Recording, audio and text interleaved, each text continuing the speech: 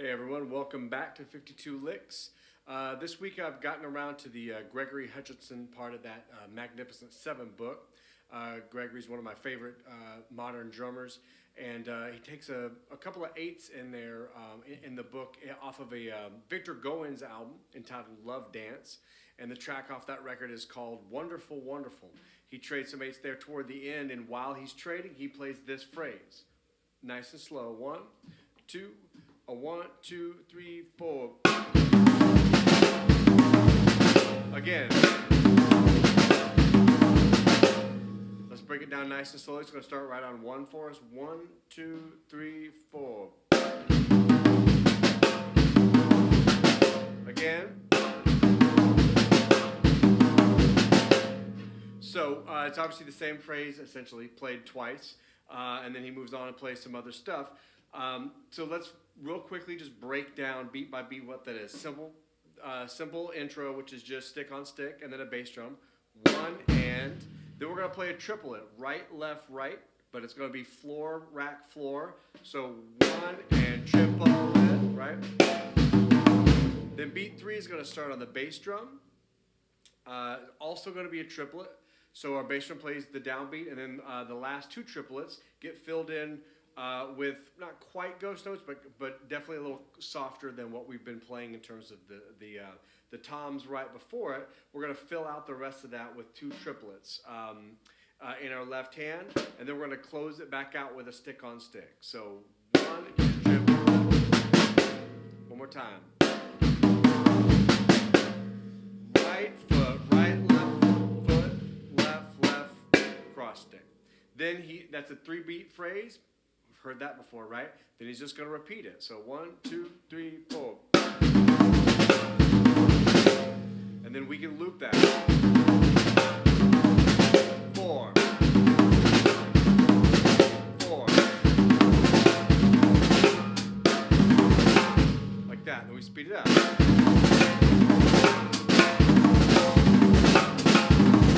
Then as it gets faster, what I found is as it gets faster, I need to be a little bit more articulate with my toms. Otherwise, they kind of get between the floor tom, the rack tom, and the bass drum, they can get muddy real quick.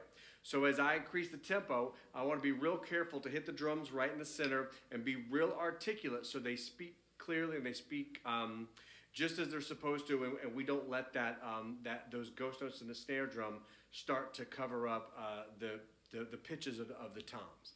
So that's a great little phrase. I like to just take the first part of that,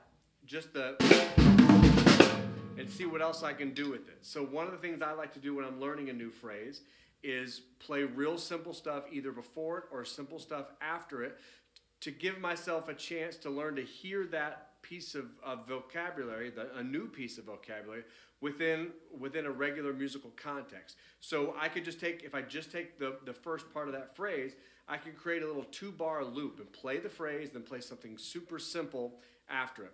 The complexity of what you play after it doesn't matter. All that matters is that you play something that you improvise. So because of that, we're going to keep the idea simple. No reason to complicate it. Because that's not really what we're working on. We're working on just being able to hear the phrase and then allow ourselves to improvise something after. So here's a quick little version of that. 1, 2, 3, 4.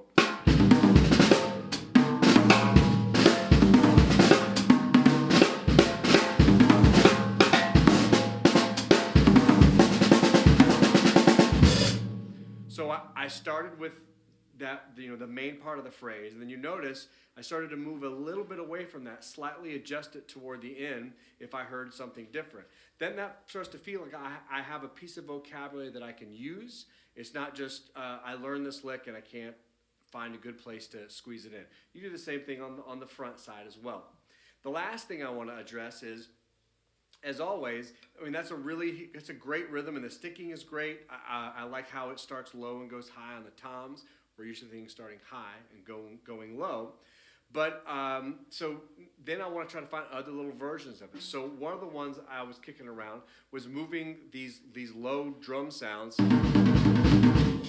the cymbals. And so I just moved the right hand and the left hand to right and left cymbals, and then I exchanged my right bass drum foot for the hi-hat.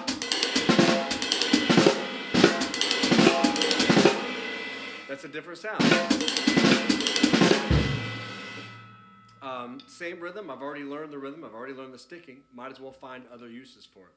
So that's like an entirely high-pitched sound. What I found is if I took the second foot and instead of playing them both on the bass drum or both on the hi-hat, I like having the first one on the hi-hat, second one on the bass drum. Like that. That gives me a little bit of bottom. So very simple exercise there. I just revoiced it. Same rhythm, same sticking. Plenty of other combinations that you guys can kick around. You can get some little cross stick sounds in there. Try to be creative and inventive with what you think is a solid rhythm, solid sticking. It has a cool sound. Just revoice it. You'd be amazed at what you can accomplish. Okay, good luck.